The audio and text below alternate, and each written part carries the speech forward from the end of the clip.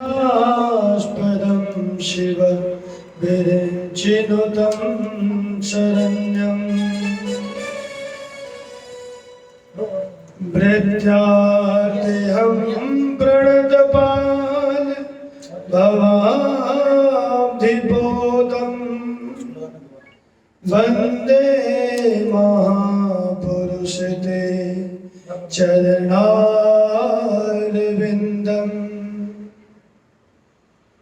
बंसी विभूषित करा नवनीरदाभा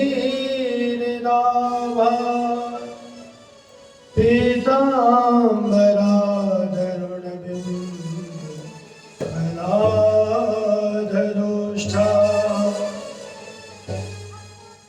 पूर्णेन्दुसुन्दरमुखा अरविन्दनेत्रा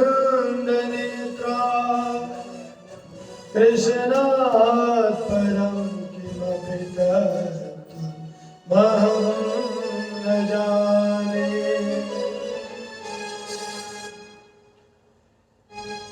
लोकाभिरामं रणरङ्गधीरं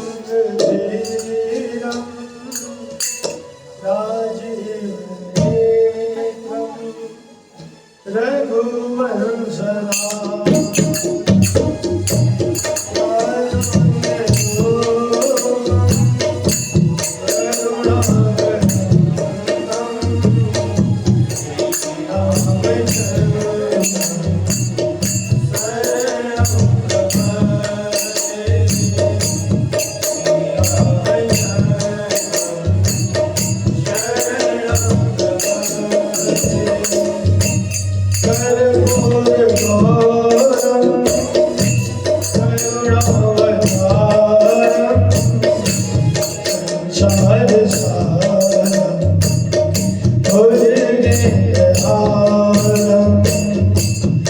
सदा वसन्तं हृदयारविन्दे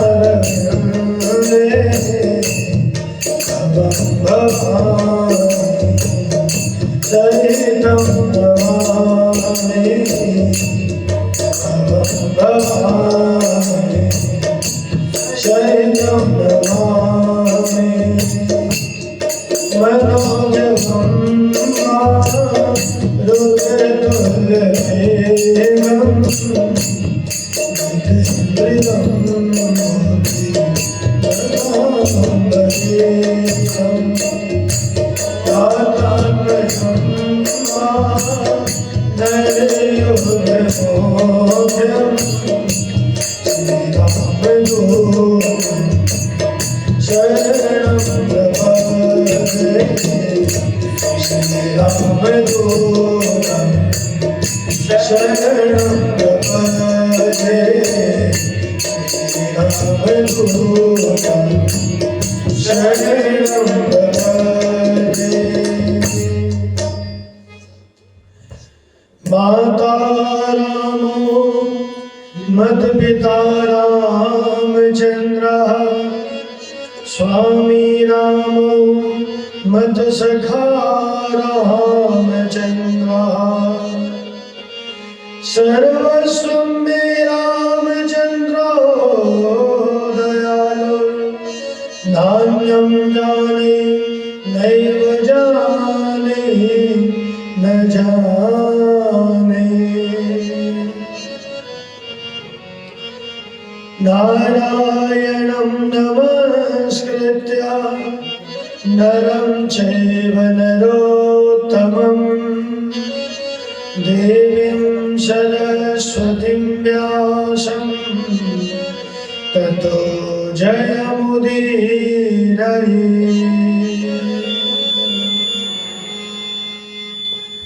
भक्ति भक्त भगवंत गुरु चतुर्नाम बपुए तिनके पद बंदन किए नाशत विघ्न अनेक। माता मेरी राधिका पिता मेरो श्याम इन दोनों के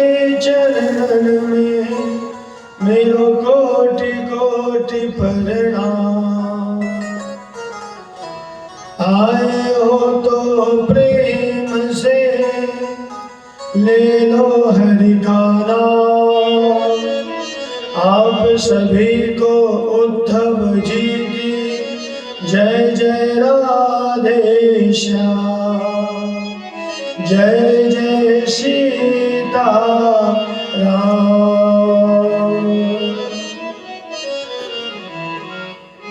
भोले बाल कृष्ण लाल की जय जय श्री राधे श्याम। कल हम सब बड़े भाव से भगवान का जन्मोत्सव मना रहे थे। आइए फिर से उसी उत्सव में सभी सम्मिलित हो जाएं। नंद जी के अंगना में बज रही आज बजा, नंद जी के अंगना में बज रही आज बधाई, जी के अंगना में बज रही आज बधाई, नंद जी के अंगना में बज रही आज बधाई। सो सो बधाई भक्तों, सो सो बधाई भक्तों, सो सो बधाई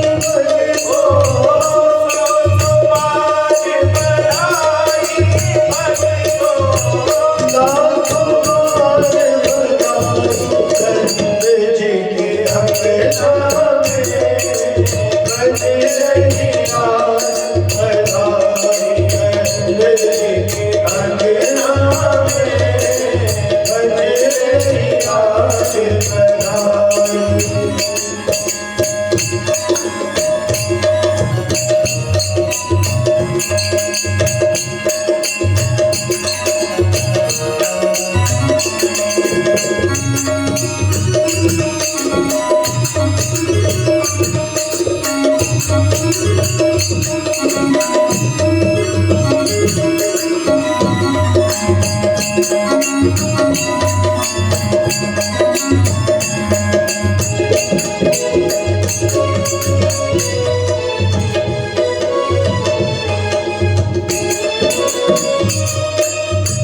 ना जाने किस ऋषि मुनि ने धागा लपेटा,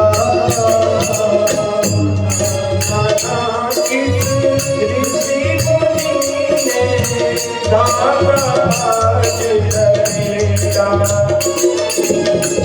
ना जाने किस ऋषि मुनि ने धागा लपेटा,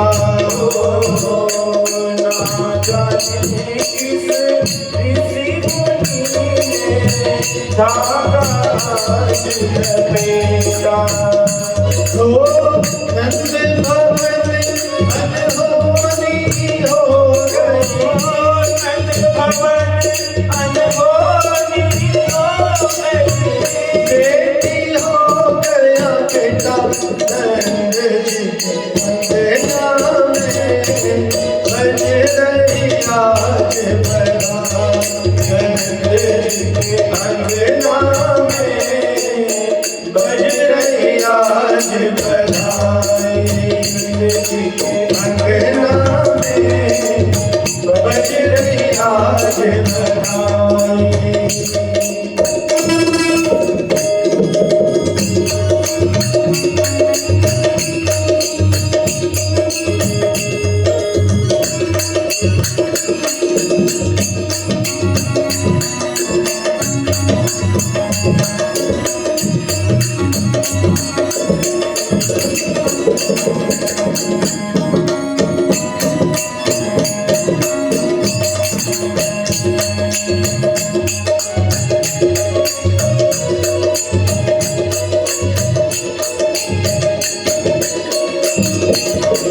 चमत्कार सा हो गया भक्तों, हो गई बात निराली।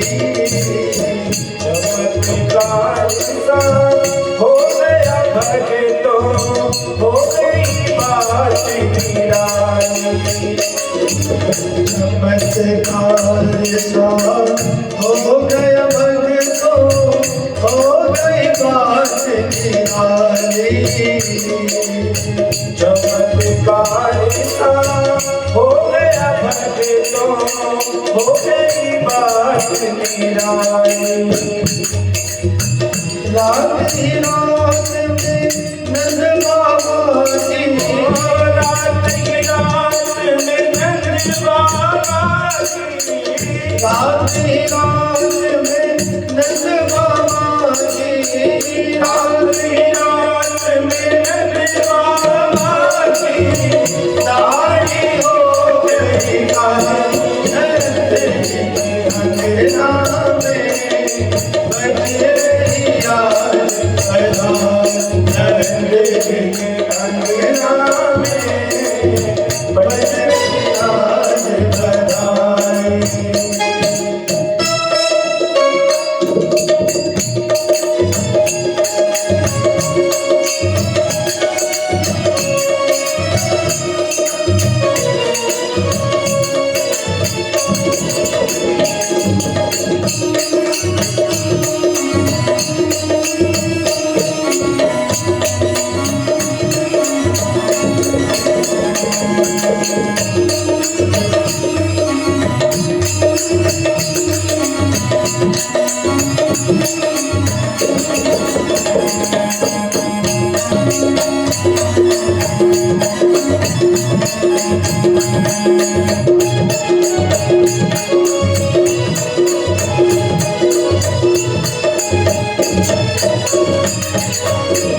माँ यशोदा सभी गोपियन को नए नए वस्त्र लौटावे। माँ यशोदा सभी गोपियन को नए नए वस्त्र लौटावे। नाचे गावे धूम मचावे, नाचे गावे धूम मचावे, नाचे गावे धूम मचावे। नाचे गावे धूम मचावे, नाचे के काली नंद के अंगना में बज रही आज बधाई। नंद के अंगना में बज रही आज बधाई। सौ सौ बार बधाई लो, बार बधाई हो, लाख बार बधाई। बज रही आज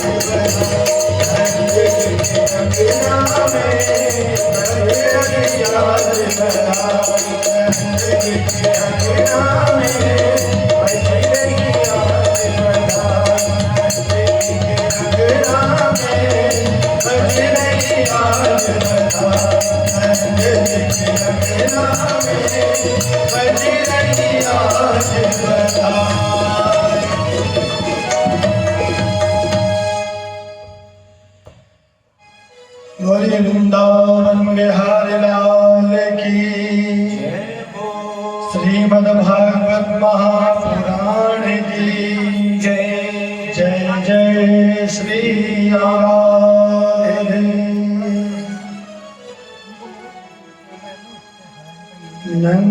नंदस्त्वात्मज उत्पन्ने जाता लादो महामना। आहूय विप्रान् वेदज्ञान स्नाता शुचिर अलंकृतः। परम मंगल श्री बालकृष्ण लाल उनकी वाङ्मय प्रतिमूर्ति श्रीमद् भागवत महापुराण संदेश नगर में आयोजित शब्द दिवसीय श्रीमद् भागवत महापुराण ज्ञान यज्ञ में उपस्थित श्रोतृवृंद, भक्तवृंद एवं भक्तिमती माताएं, आज हम सब कथा के पंचम दिवस में प्रवेश कर रहे हैं। आप सभी को व्यास गद्दी से सादर जय श्री कृष्ण, जय श्री राम। श्री सुखदेव जी महाराज वर्णन कर रहे हैं, नंदस्त्वात्मज उत्पन्ने जाता नादो महामना।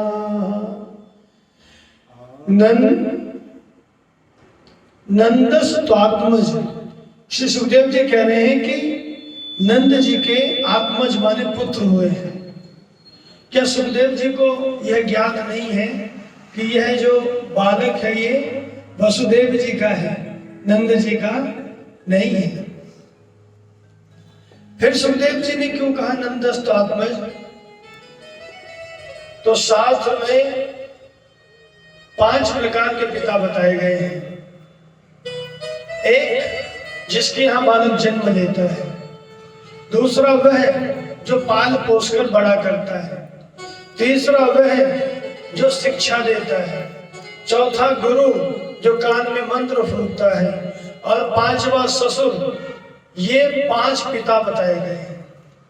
तो यहाँ नंद जी के यहाँ भले ये बालक न जन्मे हो, लेकिन नंद जी ने पाल पोसकर बड़ा तो किया। इसलिए श्री सुखदेव जी महाराज कहते हैं नंदस्त्वात्मज, पुत्र पिता की आत्मा होती है। इसलिए आज नंद जी के पुत्र हुए तो नंद जी आह्लादित हो गए, प्रसन्नता से इतने हृदय में भर गए कि वेदज्ञ ब्राह्मणों को बुलाया और स्नान करके पवित्र होकर सुंदर वस्त्रों को धारण करके आए। ब्राह्मणों ने सुंदर स्वस्ति वाचन किया, वेद मंत्रों का पाठ किया। द्विवेदी, त्रिवेदी, चतुर्वेदी सभी ब्राह्मण आए थे। सबने बड़ा सुंदर स्वस्ति वाचन का पाठ किया और बहुत कुछ दान दिया गया। वस्त्र, आभूषण, अलंकार, स्वर्ण। 2 लाख गौओं को सजाकर नंद बाबा ने सुंदर श्रृंगार करके उन गौओं का दान ब्राह्मणों को किया। गाय कैसी दान करनी चाहिए? गाय ऐसी हो जो सुशील हो, और गाय का अर्थ ही होता है सीधी साधी हो। ऐसा ना हो कि मरखनी गाय दान कर दे, पंडित जी को हमने गाय दान की, पंडित जी गाय दोने के लिए गए तो पंडित जी को उठाकर पटक दिया। ऐसी गाय दान नहीं करनी चाहिए। गाय तो ऐसी हो कि जिसके थन में बच्चा भी जाकर दूध पी ले, ऐसी सीधी सादी गौ का दान। यहाँ पर 2 लाख गौओं का दान किया। दिल के 7 पहाड़ बनवाए। पहाड़ का अर्थ होता है अन्न के पहाड़, कि एक तरफ व्यक्ति खड़ा हो जाए तो दूसरे तरफ वाला उसको ना देख सके, उसको कहते हैं अन्नों का पहाड़। तो तिल के 7 पहाड़ बनाकर काल की शुद्धि के लिए दान दिया गया। वाणी की शुद्धि के लिए जीवा से भगवान का भजन करना चाहिए।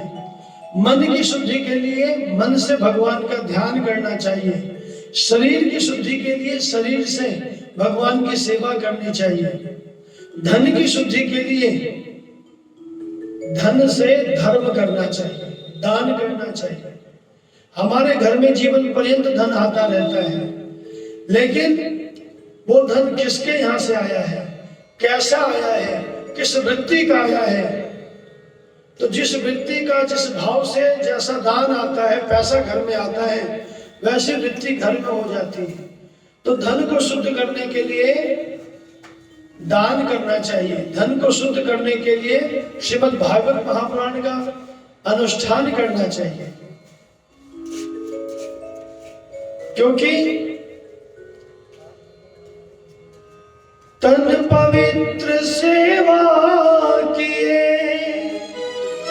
धन पवित्र किए दान, मन पवित्र हरि नाम से होत त्रिविध कल्याण। अपना कल्याण चाहते हो तो दो बातों को कभी मत भूलना। नारायण एक नाम को दूजे श्री नारायण, एक मौत को दूजे श्री भगवान। एक तो व्यक्ति को अपनी मृत्यु कभी नहीं भूलनी चाहिए, क्योंकि मृत्यु तो आनी है, और दूसरा भगवान का नाम सदैव जीवा पर रहनी चाहिए। यहां पर गावो वृषा वत्स तरा हरिद्रा तैल रूसिता, गौ का दान किया, वस्त्र का दान किया, आभूषण का दान किया, और आज नंद जी क्या हो गए हैं? महामना हो गए हैं। महामना किसे कहते हैं? उदार मना, जो अपने सामर्थ्य से अधिक दान कर दे, जो अपने सामर्थ्य से अधिक लुटा दे। जब घर में बालक हो, बालिका हो, कोई उत्सव हो, उस समय हाथ खोलकर दान करना चाहिए, क्योंकि बालक के प्रार्थ का बालक लेकर आया है। लेकिन इस समय हमने दान नहीं किया तो कोई उपयोग नहीं उस धन का। धन का जितना दान होता है, और यहां पर इतना दान मिला है याचकों को, जो जो मांगने आया उसको वो दान किया। दान की पोटली तो भर ली, लेकिन पोटली संभल नहीं रही है, उठाकर ले जा रहे हैं, तो पोटली में से चांदी की मोहरें, सोने की मोहरें, आभूषण मार्ग में गिर पड़े। मानो रमा क्रीडम मभु नृपा, मानो स्वयं लक्ष्मी जी ने पूरे ब्रज में आकर अपने आप को बिछा दिया। क्यों? वैकुंठ से नारायण आ गए हैं बाल कृष्ण के रूप में, तो अब मैं वैकुंठ में क्या करूंगी? तो उनकी सेवा के लिए पूरे ब्रज में लक्ष्मी जी ने अपने आप को बिछा दिया। यहां नंद बाबा ने विधिवत देवताओं की पूजा की है और पितरों की पूजा की है। मैं कथाओं में कहा करता हूं कि घर में स्वाहा और सुधा दोनों होते रहने चाहिए। पूर्णमासी में सत्यनारायण की पूजा हो, उसमें इंद्राय स्वाहा, सूर्याय स्वाहा, ब्राह्मणों को भोजन हो, दान हो, और अमावस्या में पितरों के लिए तस्मै स्वधा, तस्मै स्वधा। तो स्वधा और स्वाहा जिस घर में होता रहता है, उस घर में देवता भी प्रसन्न होते हैं और पितृ भी प्रसन्न रहते हैं। और हम लोग अक्सर अपने मुंह से कहते हैं कि देव पितर को मनाते रहना चाहिए। प्रेम से बोलो राधे राधे। देव पितर को मनाते रहोगे तो उनका आशीर्वाद मिलता रहेगा। देवता कौन? जो देता है। पितर कौन? जिसके कारण हम यहाँ पर आए। यदि आज हमारे पितर ना होते तो क्या हम यहाँ होते? इसलिए जब भी घर में कोई कार्य होता है तो पितर हमारी तरफ देखते हैं कि हमारे लिए क्या दे रहे हैं। तो कोई भी कार्य हो, जनेऊ हो, विवाह हो, मुंडन हो, यज्ञ अनुष्ठान हो, सभी में पितरों की पूजा बताई गई है। और नंद बाबा आज सज धज कर तैयार होकर आए। गोपियों ने रोक लिया नंद बाबा को कि ऐसे दर्शन करने नहीं देंगे। नंद बाबा ने कहा फिर कैसे दर्शन करने दोगे? आज मैं अपने लाला का मुखड़ा देखना चाहता हूं। गोपियों ने कहा ऐसे नहीं, जब तक ठुमका नहीं लगाओगे, नाचोगे नहीं, तब तक दर्शन मिलने वाला नहीं है।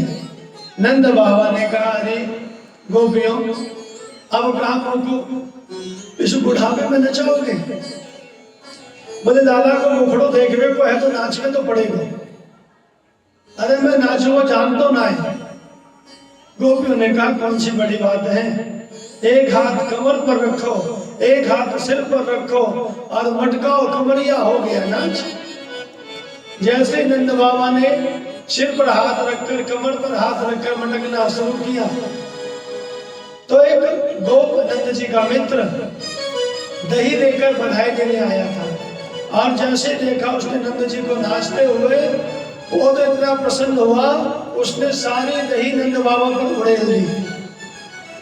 नंद बाबा ने कहा, दानी के सस्ते सस्ते सुबह से दोपहर है गई, अब तेने मेरी सारी सजावट पे दही फेर दियो।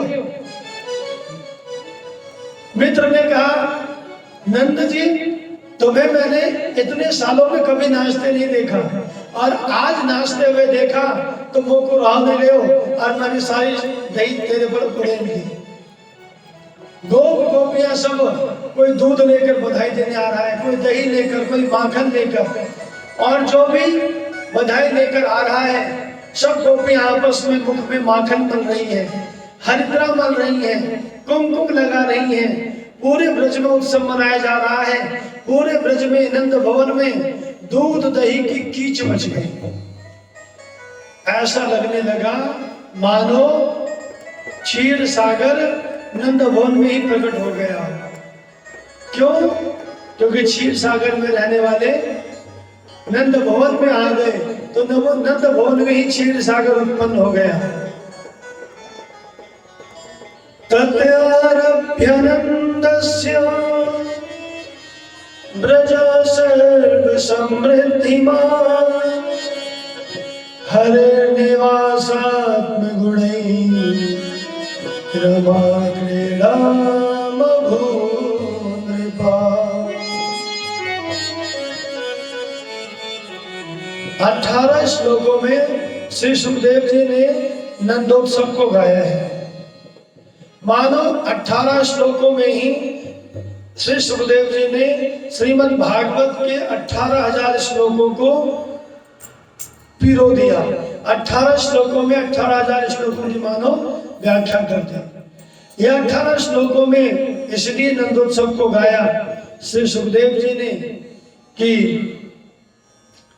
कुल 18 पुराण, तो 18 पुराणों की कथा इन 18 श्लोकों के द्वारा कहते हैं। या गीता जी के 18 अध्याय जिसके माध्यम से पूरी गीता यहां पर कह दी। 18 श्लोकों में नंदोत्सव को गाया श्री सुखदेव जी महाराज ने। श्री सुखदेव जी कहते हैं, तत्रारभ्य नंदस्य ब्रजः सर्व समृद्धिमान हरे निवासात्म गुणैः रमा क्रीडा मभू नृपा। और उत्सव में कैसे दिन बीत रहे पता ही नहीं चल रहा। अष्टमी तिथि के दिन बालकृष्ण प्रकटे थे, बालकृष्ण का प्रादुर्भाव हुआ था और उत्सव मनाते मनाते द्वादशी तिथि आई, शंकर भगवान के दर्शन करने के लिए आए थे। यशोदा मैया को भाग्य बताने के बहाने शंकर जी बालकृष्ण के दर्शन करके गए थे। और आज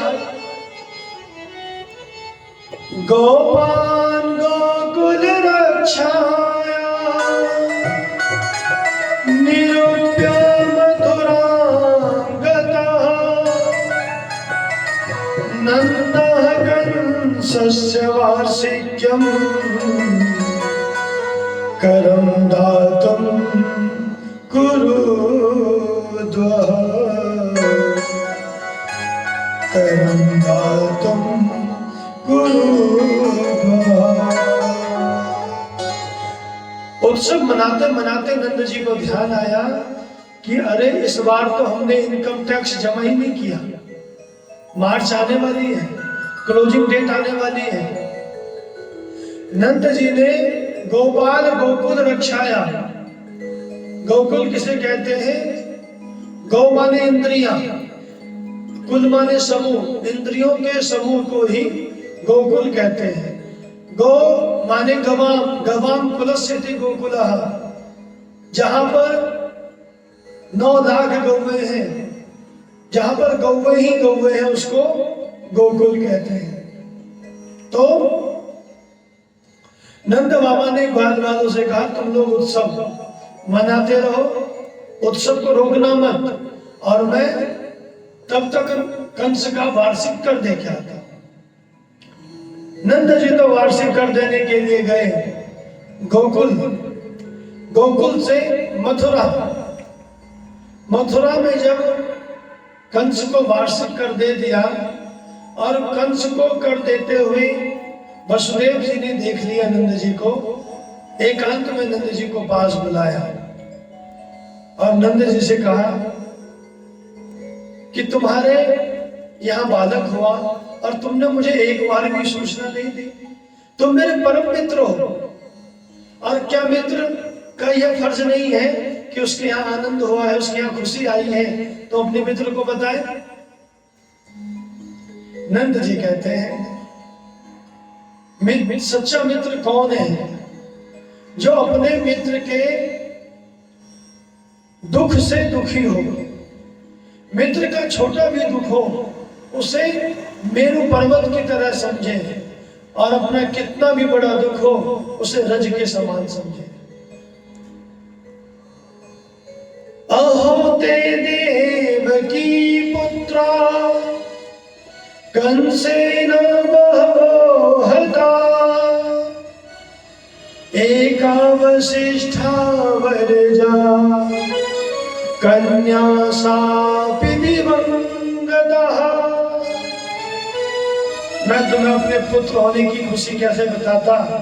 तुम्हारे 6 पुत्रों को कंस ने मार दिया, एक बेटी भई वो भी आकाश में उड़ गई। जेन मित्र दुख होई दुखारी, जेन मित्र दुख होई दुखारी, तिनाहि विलोक आतक मारी, तिनाहि विलोक आतक मारी, निज दुख रज कर जाना, निज दुख मेरो रज कर जाना, निज दुख मेरो रज कर जाना, निज दुख मेरो रज कर जाना, मित्र के दुख रजते तू सहारा, मित्र के दुख रजते तू सहारा। वो मित्र मित्र नहीं है जो अपने मित्र के दुख से दुखी नहीं होता, जो सामने तो मीठी मीठी बातें करता है और पीछे बुराई करता है। ऐसे मित्र को इस तरह से त्याग लेना चाहिए जैसे किसी घड़े में भीतर तो विष भरा है और उसके बाहर शहद लगा हुआ है। मित्र तो वह है जो सामने आपको समझाकर सही मार्ग पर ले आए, आपको गिरने से बचा ले, आपका रास्ता बना दे, उसे मित्र कहते हैं। वह नहीं जो बना बनाया काम बिगाड़ दे, वो मित्र कहलाने लायक नहीं है। वसुदेव जी ने कहा नंद जी से, मित्र तुमसे बात करने का मन तो बहुत कर रहा है और ये भी मन में है कि कुछ दिन यहाँ और रुको, लेकिन जो एक ही विचार के, एक ही मनोवृत्ति के लोग होते हैं वो ज्यादा एक साथ रह नहीं पाते। नैकत्र प्रिय संवास सुहृदां चित्रकर्मणा,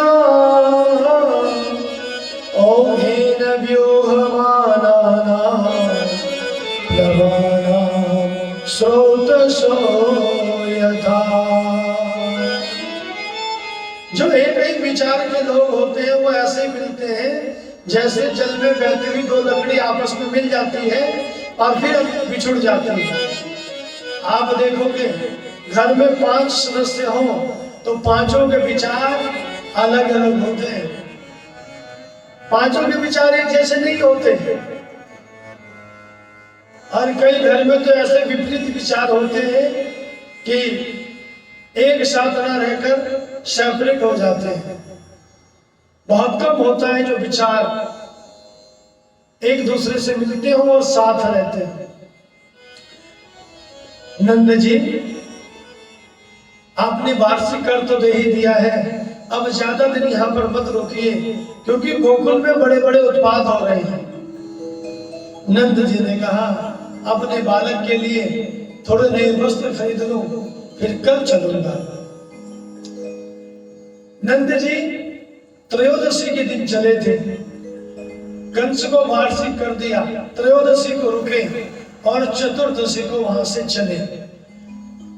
और इधर कंस ने कंसेना प्रहिता घोरा पूतना बाल घातिनी शिशुश्चार निघनन्ति पुरोग्राम ब्रजादिषु। चतुर्दशी तिथि के दिन कंस की भेजी हुई पूतना जो छोटे छोटे बच्चों को मारती हुई आ रही थी गांव में, नगर में, और पूतना जिसका नाम ही है पूतना, पूतना का अर्थ होता है कि जो पवित्र ना हो। पूत माने पवित्र और ना माने नहीं, जो पवित्र ना हो उसका नाम ही है पूतना। या फिर पूतना का अर्थ है जिसके पुत्र ना हो, क्योंकि जिसके पुत्र होगा वही तो एक माँ की पीड़ा को समझेगा, लेकिन इसके पुत्र नहीं है पूतना के, तो ये छोटे छोटे बच्चों को विष पिलाकर मारते हुए आ रही है।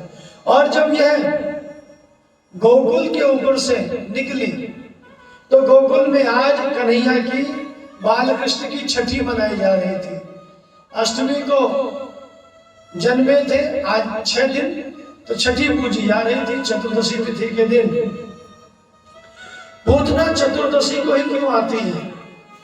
श्री राम जी को 14 वर्ष का ही वनवास क्यों मिला? इसके पीछे आध्यात्मिक अर्थ है। देखिए, हमारे भीतर जो वासना रहती है ये 14 स्थानों पर रहती है। 5 कर्मेंद्रियां, 5 ज्ञानेंद्रियां, मन, बुद्धि, चित्त और अहंकार, ये कुल मिलाकर होते हैं 14। एक एक वर्ष में राम जी ने एक एक स्थान को जीता, और जब 14 वर्ष के बाद सभी वासनाओं को जीत लिया तब जाकर रावण को मारने का सामर्थ्य आया। इसलिए, और पूतना क्या है? अविद्या है। अविद्या चतुर्दशी के दिन ही आती है, क्योंकि अविद्या इन 14 स्थानों में ही वास करती है। तो ये अविद्या इसलिए चतुर्दशी को आई। आज गोकुल में बधाई गीत सुनकर पूतना ने अपना भेष बदला, क्योंकि कितनी बड़ी थी पूतना? 6 कोस की थी, 18 किलोमीटर लंबी चौड़ी। तो पूतना ने क्या किया? सुंदर भेष बदलकर ऐसे बन ठन कर आ गई जैसे कोई श्रीदेवी हो। ऐसे बन ठन कर सज धज कर आ गई, और हाथ में कमल का पुष्प लेकर जब पूतना ने प्रवेश किया गोकुल में, तो सब गोपियों ने उसको मार्ग दे दिया। सीधे पहुंच गई यशोदा के पास और यशोदा से कहने लगी, अरे यशोदा बधाई हो। यशोदा ने कहा, यानी मैंने कभी आज से पहले ब्रज में देखी ना है, ये नई नवेली कहां से आ गई? पूतना ने कहा, अरे यशोदा तेने मुझको पहचाना ना है? अरे मैं तो मथुरा के बहुत बड़े पंडित की पंडिताइन हूं। मुझको जैसो खबर लगी पंडित जी ने बतायो मोको कि यशोदा की लाला भयो, मैं तो बाबरी भाई तो को बधाई देवे को आई, अरे कि तू है को पहचान नहीं रही। यशोदा का अर्थ है जो सबको यश दे, जो सबको सम्मान दे। यशोदा निगारी बहन बधाई हो, बूढ़ी है गई हूँ, आंखें थोड़ी कमजोर है गई है, पहचान ना पाई। अरे तू एक काम कर, तू अपने आप जाकर मेरे लाला को आशीर्वाद दे दे। पूतना ने कहा कहाँ है तेरा लाला? बोले अभी अभी पालने में सोया हुआ है। पालने में गई और जैसे पूतना पहुंची वैसे ही कन्हैया ने अपनी दोनों आंखें बंद कर दी। क्यों आंखें बंद की?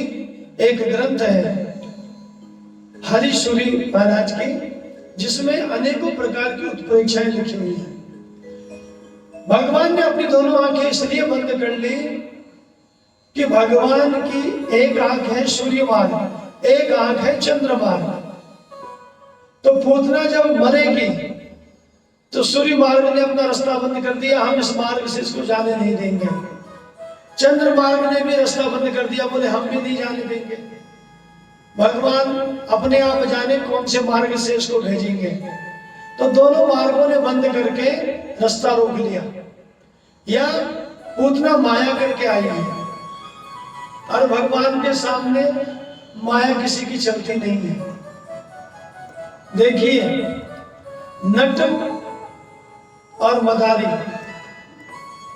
नट जब खेल दिखाता है तो जो उसके साथ काम करता है जम्बूरा, उसे सब पता होता है क्या हो रहा है, लेकिन देखने वाला समझ नहीं पाता।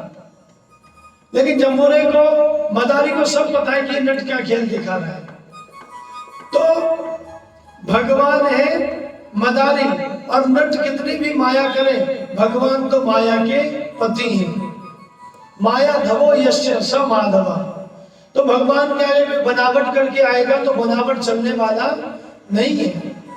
भेष बदलकर संसार को धोखा दे सकते हो, समाज को धोखा दे सकते हो, लेकिन भगवान को धोखा नहीं दे सकते, क्योंकि भगवान तो अंतर्यामी है।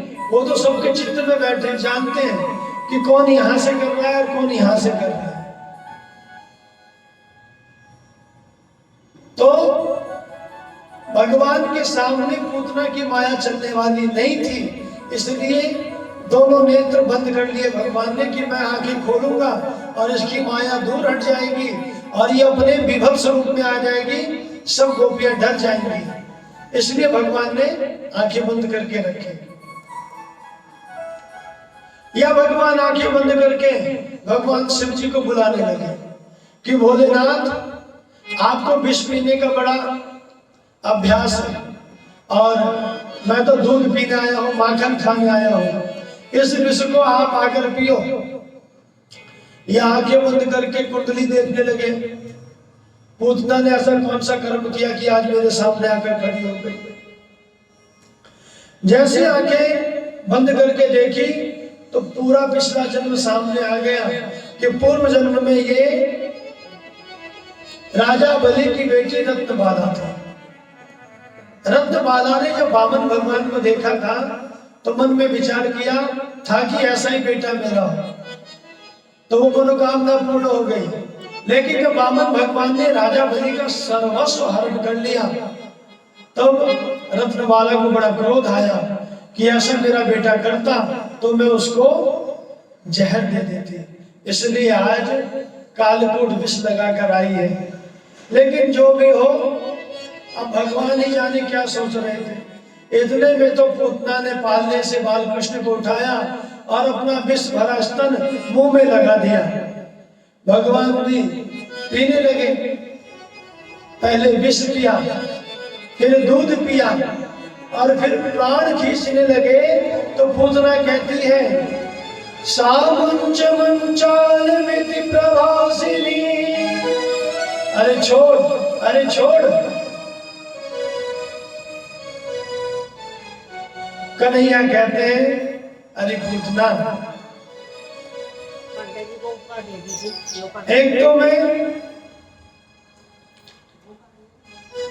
एक तो मैं पहले किसी को पकड़ता नहीं, एक तो मैं पहले किसी को पकड़ता नहीं, और जिसको एक बार पकड़ लेता हूं फिर छोड़ता नहीं। मैया मुंह को पकड़वो तो आवे, छोड़वो तो आवे ही ना है।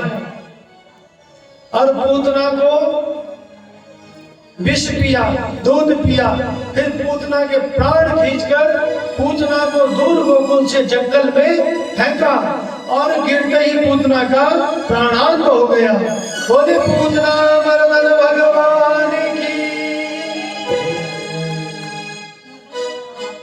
भगवान पूतना की छाती पर खेलने लगे, और जैसे ही गिरने की आवाज आई, यशोदा, रोहिणी, गोपियां सब भागी। बाहर जाकर देखा तो विशाल काय पूतना की छाती पर छोटे से बाल कृष्ण खेल रहे हैं। यशोदा तो घबरा गई। रोहिणी ने हिम्मत बंधाया और गई पूतना के मरे हुए शरीर से कन्हैया को उतार कर लाई बाल कृष्ण को, और सोचने लगी कि इसको लाश के ऊपर से उतारा है, अशुद्ध हो गया है, तो जरा इसको पवित्र कर दे।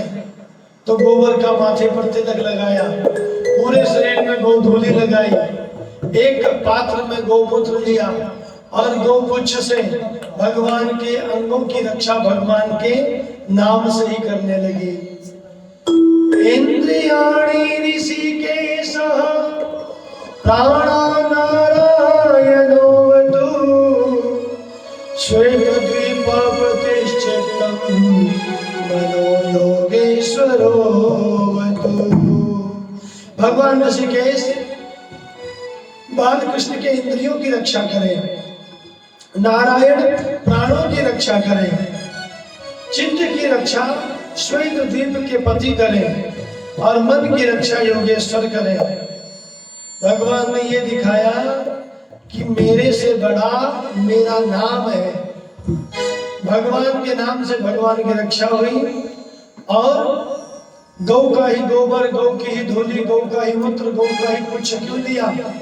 क्योंकि भगवान गौ को सांत्वना देना चाहते हैं कि देवी आज मैं छोटा हूं, आज तुम मेरी रक्षा करो, जब मैं बड़ा होऊंगा तो मैं तुम सब गौओं की रक्षा करूंगा। इसलिए भगवान गोपाल हुए हैं। सब बाल बाल मन में विचार करने लगे, ये पूतना मरी तो मरी कैसे? एक ने कहा, अरे ये हमारे लाला को लेकर गोद में भागी होगी, ठोकर लगी सो गिर पड़ी और मर गई। दूसरे ग्वाल ने कहा, अरे ठोकर लग के गिरती तो सीधी उल्टी गिरी होती, ये तो बिल्कुल सीधी चितांग है, न जाने कैसे मरी होगी। इतने में नंद बाबा आ गए। नंद बाबा से कहा कि बाबा तू गयो मथुरा और तेरे पीछे आ गई ये पूतना, पर चिंता मत करियो, तेरा लाला सुरक्षित है। वो तो सुरक्षित है, लेकिन ये जो मरी ये तो पूरा हाईवे जाम कर गई। 18 किलोमीटर की लंबी चौड़ी पूतना मरी पड़ी है, क्या करें? बोले लकड़ियों का इंतजाम ये खुद करके आई है, क्योंकि जब ये मरी तो उसके नीचे हजारों पेड़ टूट के दब गए। बोले अब इसके शरीर के छोटे छोटे टुकड़े करो और सब में उन लकड़ियों में आग लगाओ, और जैसे ही शरीर के टुकड़े करके उन लकड़ियों में पूतना के अंगों को जलाया। दह्यमानस्य देहस्य धूमाश्च गुरुसौरभा उत्थिता कृष्ण निर्भुक्त सपत्या हत पाप्मनः। जब किसी के देह को जलाया जाता है तो उसमें से दुर्गंध निकलती है, लेकिन इसके देह को जब जलाया, अंगों को जलाया, तो इसके अंगों के जलने से अगर की कपूर की धूप जैसी सुगंधी निकलने लगी। सुखदेव जी ने कहा, राजन हो क्यों ना, क्योंकि इसके दूध का भोग बालकृष्ण ने लगाया, इसके अंग का स्पर्श भगवान ने किया। पूतना लोक बालघनी राक्षसी रुधिरासना जिंघासया विहरये स्तनम दत्वा सदगतिम। देखिए पूतना में कितनी बुराई थी। एक तो छोटे छोटे बालकों को मारती थी, बालक नहीं, राक्षसी थी, रुधिर पीती थी, पापिनी थी। लेकिन इन सब के बावजूद पूतना ने भगवान को भले ही दुश्मनी के कारण अपना दूध पिलाया, जहर पिलाया, भगवान को अपना सर्वस्व अर्पण किया, तो भगवान ने पूतना को देवकी से पहले, यशोदा से पहले मुक्ति प्रदान की। अहोवकीयं स्तनकालकूटं जिह्वाशयापाय यदपसाध्वी लेभे गतिं दातृचितां ततोऽन्यं कम्बादयालुं शरणं व्रजेमः।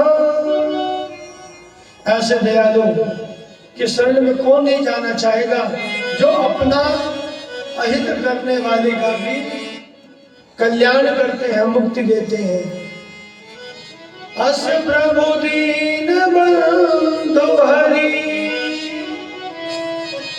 कारण रहित दयाल, तुलसीदास सठते ही भजो छाड़ी कपट जंजाल, छाड़ी कपट जंजाल। तुलसीदास जी अपने मन को समझाते हैं, ऐसे दीन बंधु, ऐसे करुणा सिंधु भगवान को कौन नहीं भजना चाहेगा। अरे मन तू संसार के पीछे लगा है, भगवान की तरफ लगा। भगवान में अपना मन लगा, संसार के पीछे जाएगा तो पछताएगा।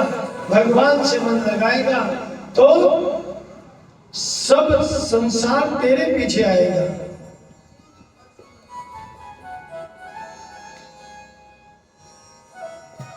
जो पूतना मोक्ष की कथा को सुनता है, उसे भगवान श्री कृष्ण से प्रेम होता है और भगवान की कृपा से उसकी मुक्ति होती है। यशोदा मैया रोहिणी बड़ी सावधान है। कन्हैया 3 महीने के हो गए। आज बाल कृष्ण ने लेटे लेटे अपने आप करवट बदल ली और जैसे यशोदा मैया ने देखा, नाई को बुलाया, ए नाई पूरे ब्रज में लगा दे दुहाई कि आज सबकी यशोदा मैया के यहाँ बिलौआ है। बिलौआ माने निमंत्रण है। नाई ने कहा, अरे मैया काहे की बिलौआ है? तो यशोदा मैया ने कहा, कह दीजिए सबको, आज मेरे लाला ने पहली बार अपने आप करवट बदली है, करवट लेवे की बिलौआ है। अब तो पूरे ब्रज में नाई ने दुहाई लगा दी कि कोई खाना ना बनावे, कोई भोजन ना बनावे, आज यशोदा मैया के यहाँ भोजन है। हम सब तो लहंगा फड़िया पहन कर आए यशोदा मैया को बधाई देवे को। यशोदा मैया ने कहा, देखो सबकी बधाई दूंगी और सब बधाई भी गाएंगे, लेकिन पहले मैं अपने लाला को अभी सोयो है, जरा सुरक्षित स्थान पर सुवा दो। तो एक बैलगाड़ी जिसमें बैल नहीं था, उस बैलगाड़ी के ऊपर मिट्टी के खाली बर्तन रखे थे। उस बैलगाड़ी के नीचे ले जाकर पालना टांग दिया। छोटे छोटे बच्चे खेल रहे थे। उन बच्चों से कहा कि जरा देखते रहना, लाला जग जाए तो हमें खबर करना। और सब यशोदा मैया, गोपियां, रोहिणी आदि मिलकर बधाई गाने लगी।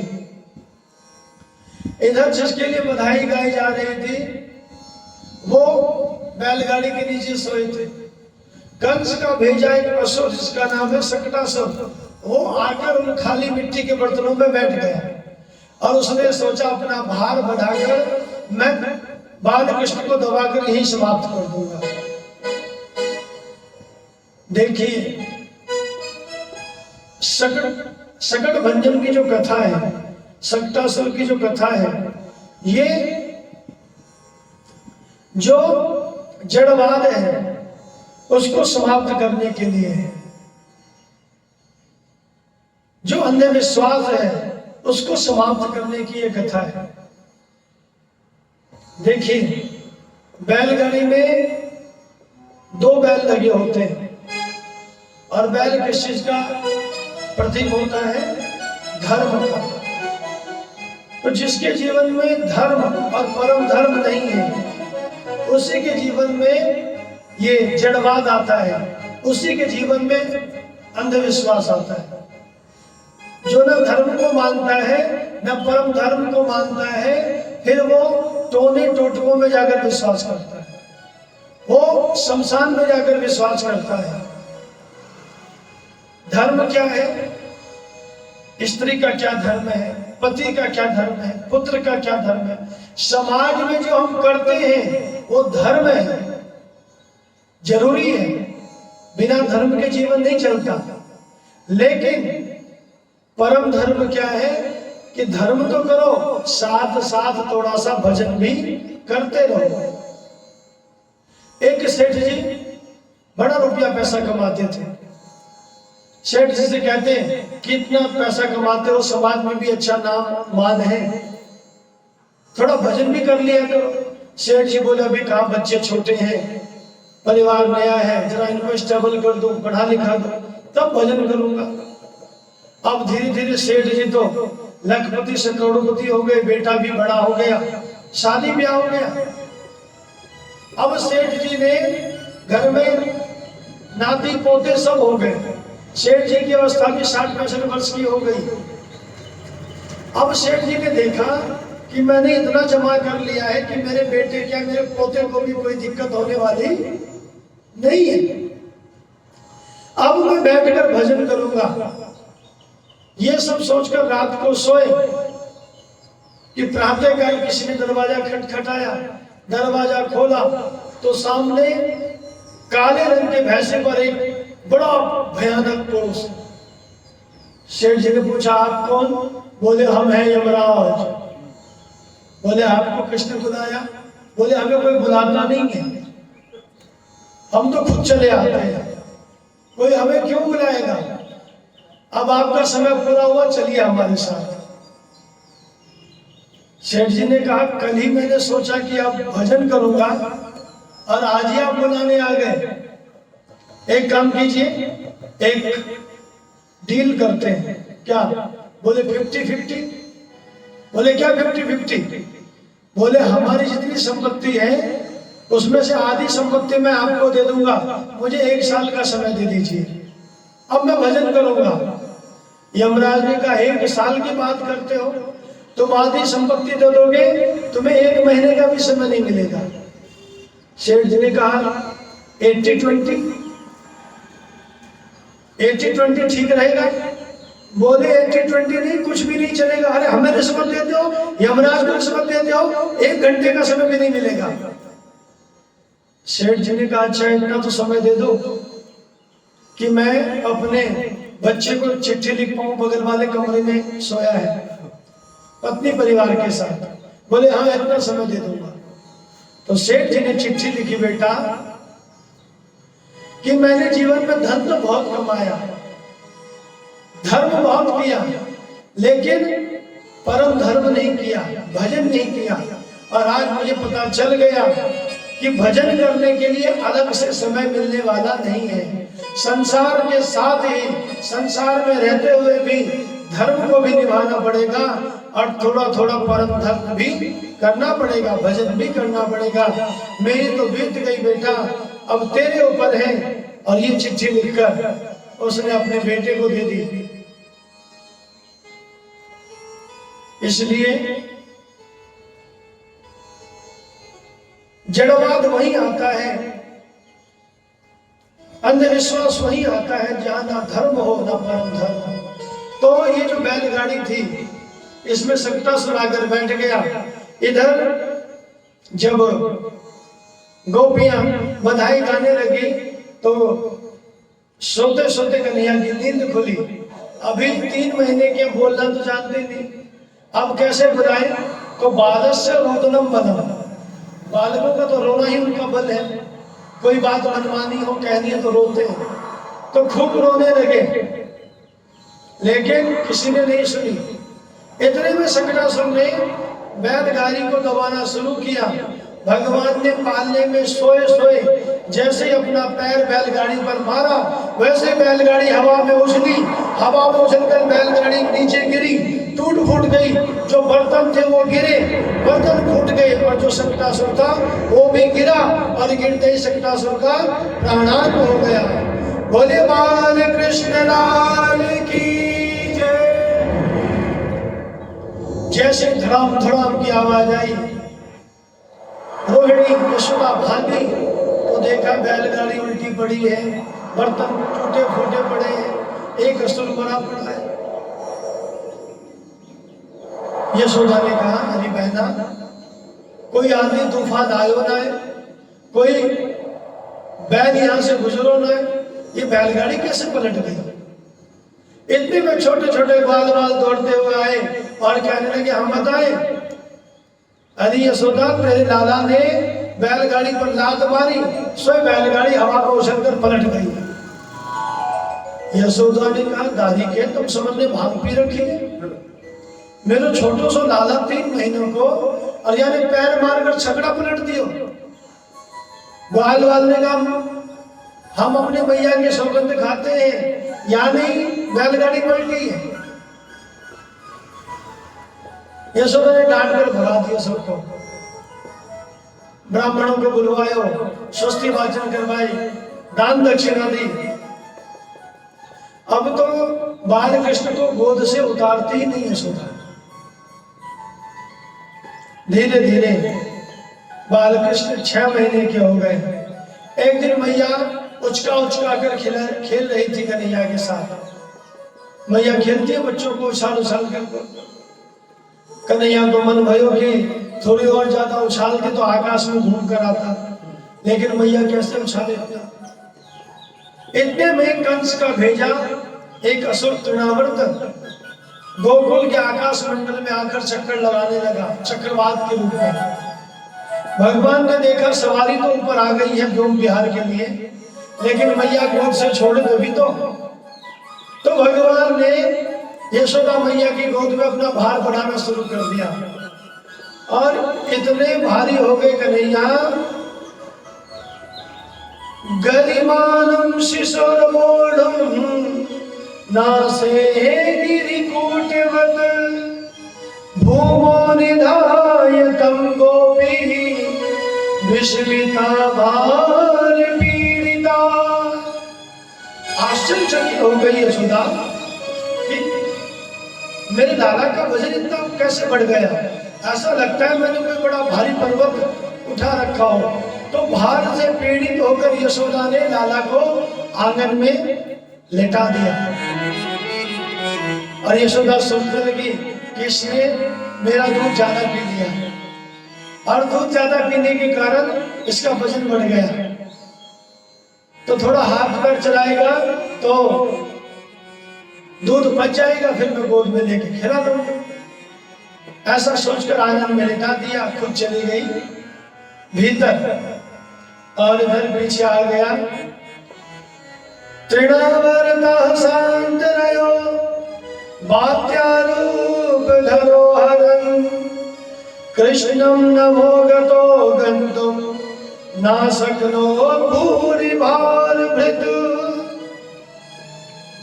चक्रवात के रूप में आया, पूरे ब्रज को बिल्कुल अंधेरे से भर दिया, धूल आंधी से, हाथ को हाथ न सूझे। और आंगन में लेटे हुए बाल कृष्ण को लेकर तृणावर्त आकाश में उड़ने लगा। जब तक ब्रजमंडल में रहा कन्हैया उस तृणावर्त के साथ घूमते रहे, लेकिन जैसे ब्रजमंडल से मथुरा की तरफ जाने लगा कन्हैया टस से बस नहीं हुए। तृणावर्त को ऐसा लगा कि मैंने आंगन से बालकृष्ण को ही उठाया है या मैं नीलशिला की पर्वत उठा लाया। कन्हैया ने कहा, वाह, मेरे भक्त तो शालिग्राम शिला में मेरा दर्शन करते हैं, अरे वो तुम है कि तुझको मेरे में पत्थर दिख रहा है। इतना कहते ही भगवान ने तृणावंत की गर्दन पकड़ी और पत्थर पर पटक कर तृणावंत का गोविंदाय नमो नमः पत्थर पर पटक कर तृणावंत का अंत कर दिया। एक दिन यशोदा मैया लाला को दूध पिला रही थी। दूध पिलाते पिलाते यशोदा मैया ने सोचा कहीं ऐसा ना हो ज्यादा दूध पी ले पेट खराब हो जाए, तो मुख चूमने लगे। और जैसे ही कन्हैया मुस्कुराने लगे तो कन्हैया के मुख में आकाश, चंद्र, तारे, नक्षत्र, मंडल, द्वीप, समुद्र, वन सब कुछ के दर्शन हो गए यशोदा मैया को। यशोदा मैया ने सोचा लगता है मेरी आंख खराब हो गई, अरे मेरे लाला के मुख में ये सब कहां से आ गया है। और यशोदा मैया ने आंख बंद कर ली। सम्मिल्य मृग सावाक्षी नेत्र यासित सुविस्मिता। यह सुखदेव जी कहते हैं, राजन, मैया की ममता के आगे भगवान का ऐश्वर्य फीका पड़ गया। माँ की ममता सबसे ऊंची हो गई। 1 साल के हो गए लाला। वसुदेव जी तो एक एक दिन गिन रहे थे और वसुदेव जी ने देख लिया 1 वर्ष हो गए, ना जाने नंद जी ने अब तक कोई नाम रखा है कि नहीं रखा। गर्गाचार्य जी को भेजा। गर्गाचार्य जी नंद भवन में आए। नंद जी ने स्वागत किया। सेवक भवन स्वामी आगमनो, सेवक भवन स्वामी आगमनो, मंगल मूल अमंगल गमनो, मंगल मूल अमंगल गमनो, सेवक सदन स्वामी आगमनो, सेवक सदन स्वामी आगमनो, मंगल मूल अमंगल गमनो, मंगल मूल अमंगल गमनो, सेवक सदन स्वामी आगमनो, सेवक सदन स्वामी आगमनो। त्वमहि ब्रह्म वेदां श्रेष्ठ, संस्कारान् कर्तुमर्हसि, बालयोरनयोर्नृणां जन्मना ब्राह्मणो गुरुः। आज आप मेरे घर में पधारे हैं, मेरा परम सौभाग्य है। जिस घर में संत महात्मा ब्राह्मण की शरण पड़ जाए वो घर घर नहीं रहता, वो घर तो तीर्थ बन जाता है। और मैंने सुना है आप बहुत बड़े ज्योतिषी हैं, ज्योतिष के निष्णात हैं। जब से हमारे यहाँ ये बच्चे हुए कोई ना कोई उत्पाद हो रहा है, बताइए इसका क्या कारण है। गर्गाचार्य जी ने कहा नाम बताओ, तो बताओ उनकी राशि क्या चल रही है। तो नंद बाबा ने कहा हमने तो इनका कोई नाम रखा ही नहीं अब तक। फिर बोले कभी कनुआ कह देते, कभी बलुआ कह देते, जो भी आता है मन में कह देते, नाम कुछ नहीं रखा। बोले राम राम 1 साल हो गए कोई नाम ही नहीं रखा। गर्गाचार्य जी ने कहा, नंद बाबा ने कहा गर्गाचार्य जी आप आ ही गए हो तो आप हम सबके गुरु हो, आप ही नामकरण कर दो। गुरु तुझापि संस्कारम स्वस्ति वाचन पूर्वकम। गर्गाचार्य ने कहा नंद जी कंस बड़ा पापी है और कंस को पता है, सबको पता है कि मैं यदुवंशियों का पुरोहित हूं। यदि मैंने तुम्हारे बालकों का नामकरण किया और ये बात कहीं कंस के पास पहुंच गई तो कंस को शक पड़ जाएगा कि ये तुम्हारा बेटा नहीं, ये वसुदेव का बेटा है, ये यदुवंशियों का बेटा है। और कंस अपने सैनिकों को भेज देगा। तो एक काम करो, किसी को पता ना चले, गुप्त रूप से नामकरण करेंगे, गुप्त रूप से इसका नामकरण करेंगे। नंद बाबा ने कहा अच्छी बात है, गौशाला में चलते हैं। गौशाला में कोई सर्वतोभद्र की बेदी नहीं बनानी, नवग्रह बेदी नहीं बनानी, वहां तो केवल सुस्ती वाचन करके नामकरण कर देंगे। आप चलिए गौशाला में, मैं यशोदा रोहिणी को लेकर आता हूं। यशोदा रोहिणी ने आपस में चर्चा की और परीक्षा लेने के निमित्त रोहिणी ने यशोदा का लाला गोद में ले लिया और यशोदा ने रोहिणी का लाला गोद में ले लिया और दोनों गर्गाचार्य जी के पास पहुंचे।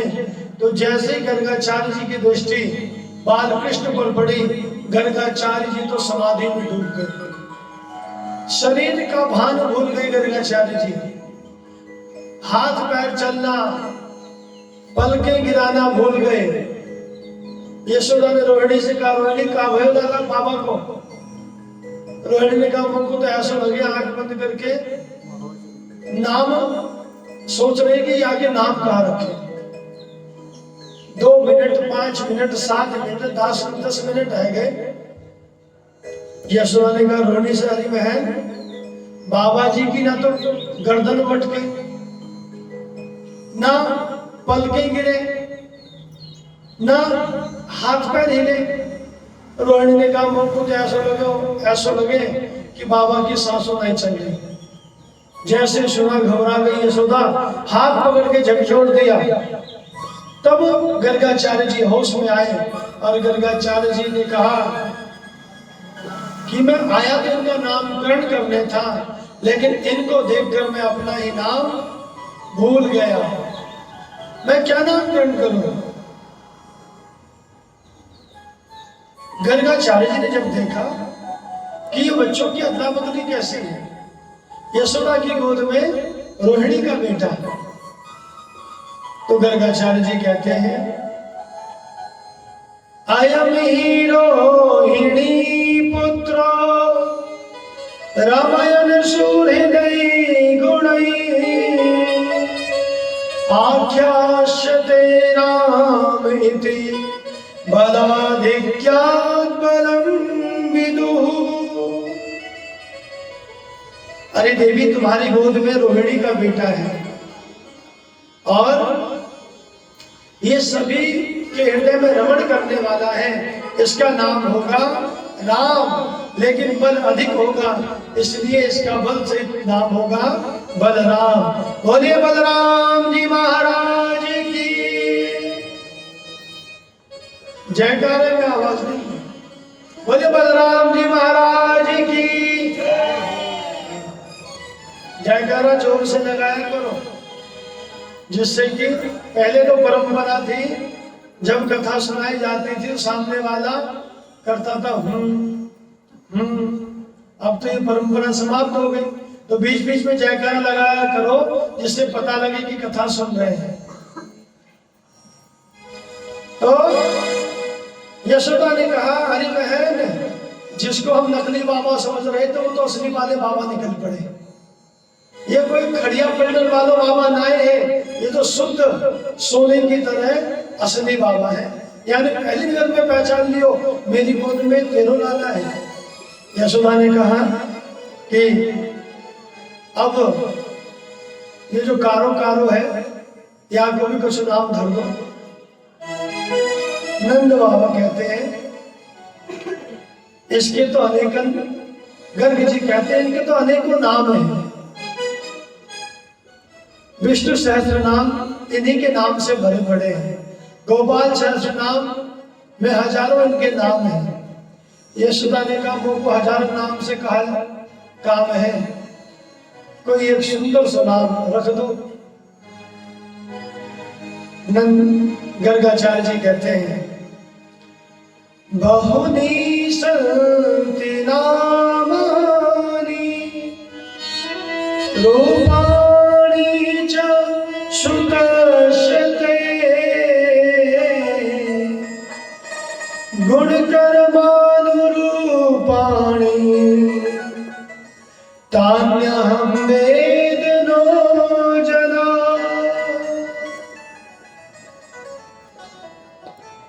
देवी इनके नाम अनेक अनुपा,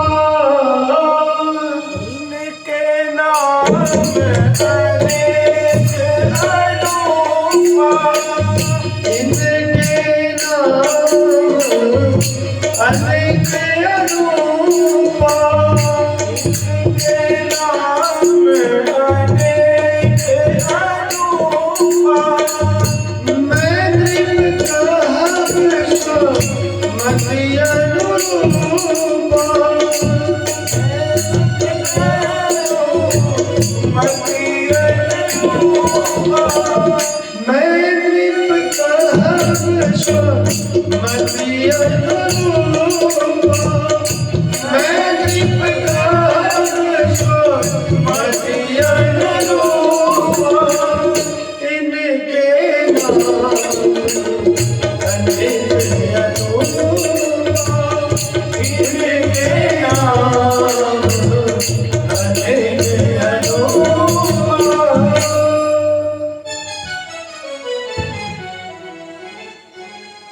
आसन वर्णास्त्रयो यस्य गृह्णतोऽनुयुगं तनु शुक्लो रक्तस्तथा पीता इदानीं कृष्णतां गतः। देवी इनका प्राकट्य हर युग में हुआ करता है और हर युग में ये अलग अलग वर्ण में आते हैं, अलग अलग रूप में आते हैं।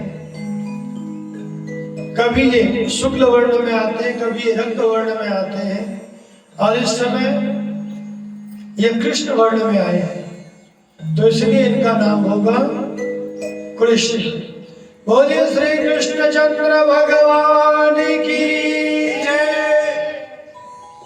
देवी नंद जी इनका नाम लेकर लोग भवसागर से पार हो जाएंगे। इनके भीतर नारायण समो गुणे।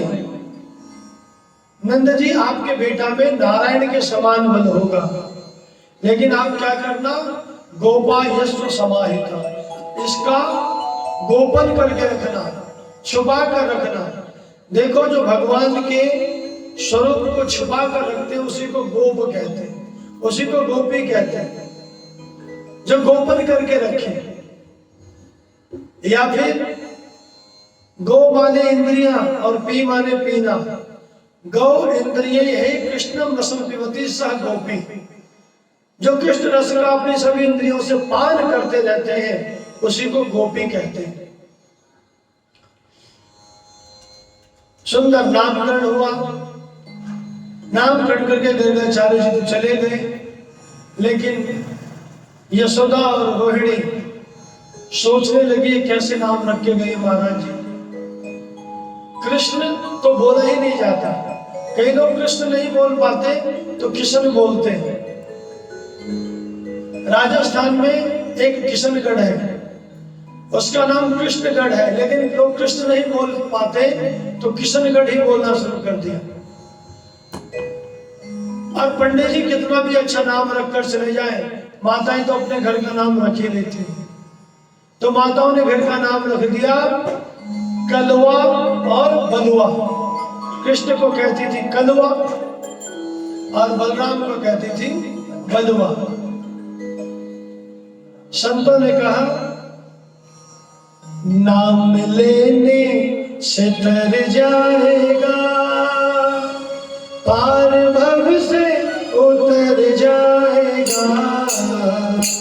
कृष्ण कहने सब टल जाएगा, पार भव से उतर जाएगा।